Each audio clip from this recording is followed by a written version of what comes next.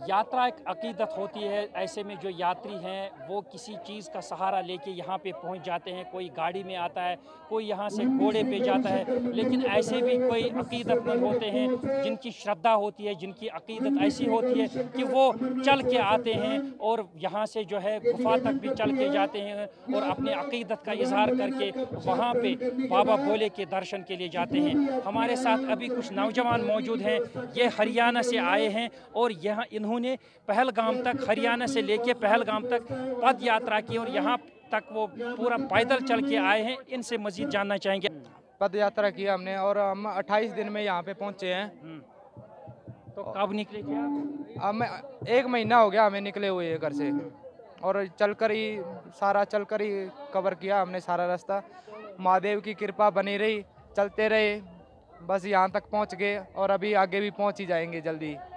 तो जो यात्री होते हैं वो तो या गाड़ियों के ज़रिए आते हैं या तो वो हवाई जहाज़ के ज़रिए आते हैं यहाँ तक, पहलगाम तक या बालतल बेस कैंप तक। तो लेकिन आप पैदल सफ़र आपने यहाँ तक तय किया, तो क्या अकीदा है, किस लिए आपने यहाँ तक जो है पैदल आने का जो है आपने फ़ैसला किया? तो बस कौन सी चीज़ ऐसी है कि जिसने आपको ये करने के लिए कहा? एक तो महादेव की इच्छा, सबसे बड़ी इच्छा है, जो महादेव की मर्जी के बिना कुछ नहीं होता। तो महादेव ने बोला कि पैदल आओ, तो हम पैदल आ गए। अगली बार महादेव गाड़ी देंगे, गाड़ी में भी आएंगे। तो बस दिल ने बोला और हम आ गए पैदल पैदल चल के। 28 दिनों का आपने पूरा सफ़र तय किया। हाँ सर। तो गर्मी भी है और रोड पे भी आपको चलना पड़ता है, तो क्या आपको कितनी तकलीफ़ों से गुजरना पड़ा इन 1 महीने के अंदर? तकलीफें तो बहुत आई हैं, लेकिन बाबा का नाम जपते गए और चलते गए। सारे दुख दर्द सब कष्ट जो है दूर होते गए। तो कितने लोग थे आप जो यहाँ तक पद यात्रा जिन्होंने की? अब हम 2 लोग आए हैं। हाँ 2। हाँ। तो आप दोस्त हैं आपस हाँ में? दोस्त हैं। तो क्या आप पहलगाम नुनवन से जो है यात्रा फिर शुरू होती है आगे की, और क्या यहाँ से भी आप इसी तरह पैदल जाएंगे? क्योंकि यहाँ से अभी तकरीबन 20 किलोमीटर जो है चंदनवाड़ी तक गाड़ियों में जाते हैं। क्या आप यहाँ से भी चंदनवाड़ी तक पैदल जाएंगे? हाँ, यहाँ से चंदनवाड़ी तक भी पैदल जाएंगे और चंदनवाड़ी से आगे गुफा तक भी हम पैदल ही जाएंगे। जब इतनी दूर से बाबा ने पैदल बुला लिया तो यहाँ से आगे जाने में अब क्या रह गया। तो बस बाबा के सहारे चल रहे हैं हम। तो क्या कामना है आपकी? क्या सर?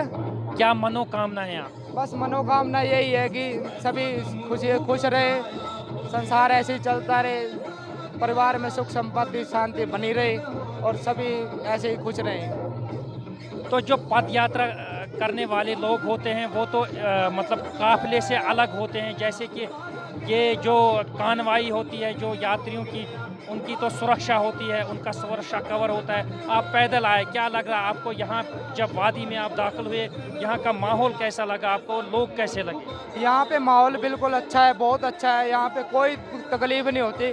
अब पैदल भी आओ, अगर रात को भी सफ़र करोगे आप, तो रात को भी आपको कोई तकलीफ नहीं होगी। यहाँ पे सिक्योरिटी भी अच्छी है, यहाँ पे बहुत कड़क सिक्योरिटी है और यहाँ के लोग भी बिल्कुल अच्छे हैं। कोई किसी के ऊपर कोई वो ज़्यादा वो नहीं करते यहाँ पे। शुक्रिया। आप इनके साथ और एक इनका दोस्त है, इन्होंने दोनों ने जो है पैदल सफ़र किया यहाँ तक पद यात्रा की, इनसे भी जानना चाहेंगे आप। तो आपने कब ये सफ़र शुरू किया था? क्या आप दोनों साथ में? दोनों साथ में ही आए। हम 1 महीने पहले हमने ये सफ़र तय किया था कि अमरनाथ यात्रा की हम पैदल यात्रा करेंगे। बहुत लोग होते हैं कि मनोकामना मांग के यात्रा करते हैं पैदल, लेकिन हमने सोचा कि अगर बिना कुछ मांगे हम पैदल यात्रा करेंगे ये। और रास्ते में हमें कठिनाइयाँ भी बहुत आई हैं, गर्मी, धूल, अच्छा कहीं कहीं हमें खाना भी प्रदान नहीं हुआ है, तो हमने वो भी कठिनाइयाँ सहन करके हम आगे की तरफ आए हैं और भोलेनाथ ने हमारे सारे कष्ट हर के अपने ऊपर हर के हम आगे चलते रहे और भोलेनाथ अपने हमारे कष्ट हरते रहे।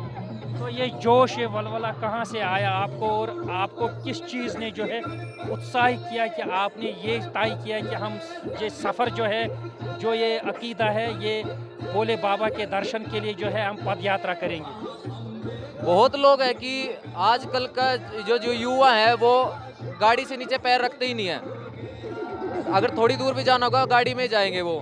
तो हमने सोचा कि हम अब खुद पैदल यात्रा करेंगे, अमरनाथ तक की पैदल यात्रा करेंगे और भोलेनाथ का हाथ तो हमारे सिर पे है ही और भोलेनाथ का आशीर्वाद रहेगा तो हम पूरी पैदल यात्रा करके और यात्रा को सफल करेंगे। तो आप नौजवान दोनों छोटे हो कम उम्र हो, तो उन नौजवानों के लिए क्या मैसेज रहेगी? उनमें ये श्रद्धा, उनमें ये जज्बा नहीं होता, सिर्फ गाड़ियों में उठते हैं, बैठते हैं या गलत चीज़ों की तरफ जाते हैं, उनके लिए क्या मैसेज रहेगा? हाँ, ये बहुत लोग ऐसे हैं कि जो आजकल भगवान के दर पे कम और नशे की तरफ ज़्यादा बढ़ रहे हैं, तो उनके लिए मेरे को यही मैसेज है कि भाई आप उन नशों से दूर रह कर ना आप भगवान के शरण में आए, तो आपको भाई बहुत बहुत कुछ मिलेगा। जो आपको नहीं मिला है वो भी आपको मिलेगा। शुक्रिया। तो ये थे हमारे साथ नौजवान यात्री जिन्होंने गाड़ियों में नहीं, हवाई जहाज़ में नहीं, बल्कि इन्होंने हरियाणा से पहलगाम तक जो है पद यात्रा की और यहाँ तक वो पैदल पहुँचे। इनका अकीदा, इनका जोश और इनका जज्बा, जो मजहबी जज्बा है, पवित्र गुफरा में शिवलिंगम का दर्शन करने के लिए, बाबा बर्फानी का दर्शन करने के लिए यहाँ पर वो आए हैं। तो इनका दीगर नौजवानों से यही मैसेज है कि वो नशे की तरफ न जाए और अपने मज़हब के तई जो है उसका प्रचार करके इसी तरह का अकीदा का इजहार करे, ताकि वो नशे की, मनुष्यात की और दूसरे खराफात जो है उनसे दूर रहें। मेरी इशफाक, निजी भारत, पहलगाम।